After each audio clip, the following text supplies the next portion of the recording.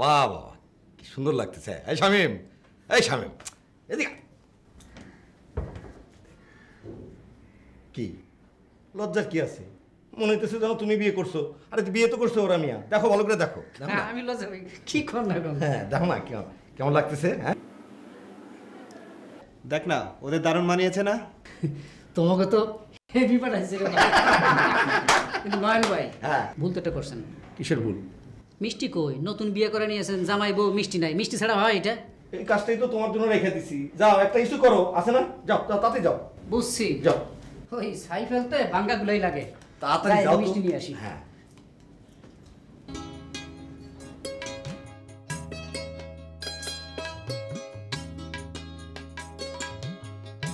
শোনো, আজকে তো একটা সাংঘাতিক নাটক হয়ে গেল। তুমি তো জানলাই না কি হইলো। এই যে বিয়ের খরচপাতি, আমাদের তো কারো কাছে টাকা নাই, আমি তো বেতনই পাই নাই। শেষে না ওই যে তোমার কি কয় স্বামীর আংটি বেচালেই বিয়ের আয়োজন করলাম। একেবারে রাখো, কয়টা আংটি লাগবে? এত দেরি লাগে? নতুন বউ বসে রাখছো, দাও। হ্যাঁ মিষ্টি আনছো, একেবারে। দাও, দাও, দাও। দাঁড়াও, দাঁড়াও, দাঁড়াও।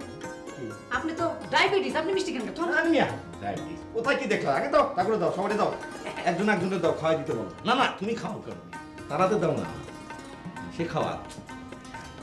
খাও না, লজ্জার কিছু নাই, ভয় করতেছে। এই ঋতু, তুমি একটা নিয়ে হ্যাঁ, তারে খাও, খাওয়াই দাও। খাও। না, তুমি একটা নিয়ে তারে খাওয়াই দাও। নিয়ম, নিয়ম। আরে কিসের এটা? আরে জামাইয়ের বোন নিয়ম এটা, খাওয়াই তো, খাওয়া। হ্যাঁ।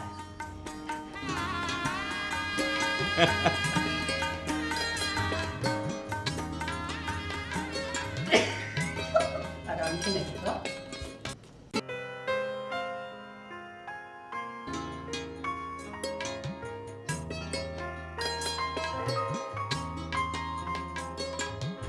আপা আমার কিছু বলার নেই, আমার ছেলের পছন্দই আমার পছন্দ। তাছাড়া মামনিকে আমারও খুব পছন্দ হয়েছে। এখনই কি মাকে বলে দিব?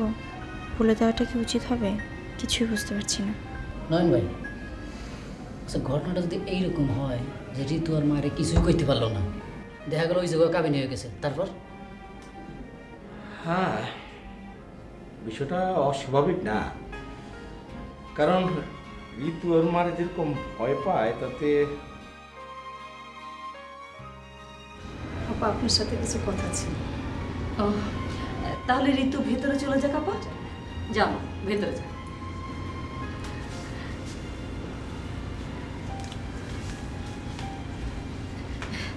জি বলেন। নন ভাই, আপনি কি সিরিয়াসলি কথাটা বলতেছেন নাকি ফান করতেছেন?